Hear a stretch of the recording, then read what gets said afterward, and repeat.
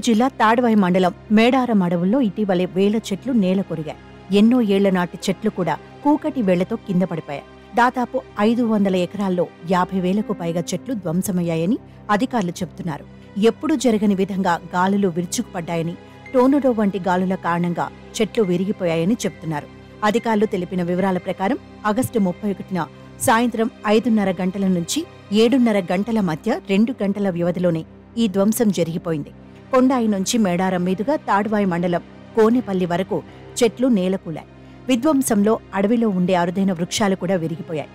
ఎగిస, జువ్వి, నారెప, నల్లమద్ది, తెల్లమద్ది, మారెడు, నేరెడు, ఇప్ప వంటి జాతుల చెట్లు ఉన్నాయి.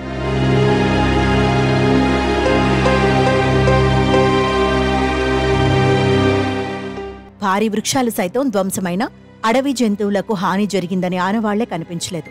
ఈ మేరకు అటవీశాఖ అధికారులు కీలక విషయాలు చెప్పారు. పెద్ద విపత్తులోనూ వన్యప్రాణులకు వాటిల్లిన నష్టం ఆనవాళ్లను ఒక్క జంతువు, ఒక్క పక్షి కాని గాయపడినట్లు కాని చనిపోయినట్లు కాని వెలుగు చూడలేదని చెప్పారు. ఏటూరు నాగారం అభయారణ్యం పరిధిలో చాలా జంతువులు ఉంటాయి. జింకలు, ఎలుగుబంట్లు, కుందేళ్లు, అడవి దున్నలు, నీలుగాయిలు, కొండ గొర్రెలు, అడవి పందులు, కోతులు, ఉడతలతో పాటు వివిధ రకాల పక్షులు నివాసం ఉంటున్నాయి.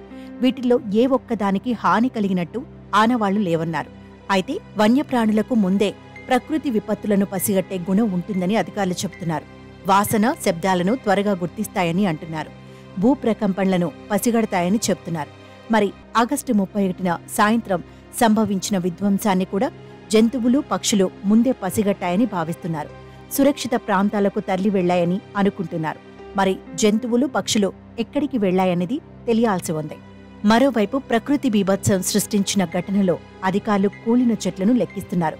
ఈ ప్రక్రియ సెప్టెంబర్ 5వ తేదీ నుంచి కొనసాగుతోంది.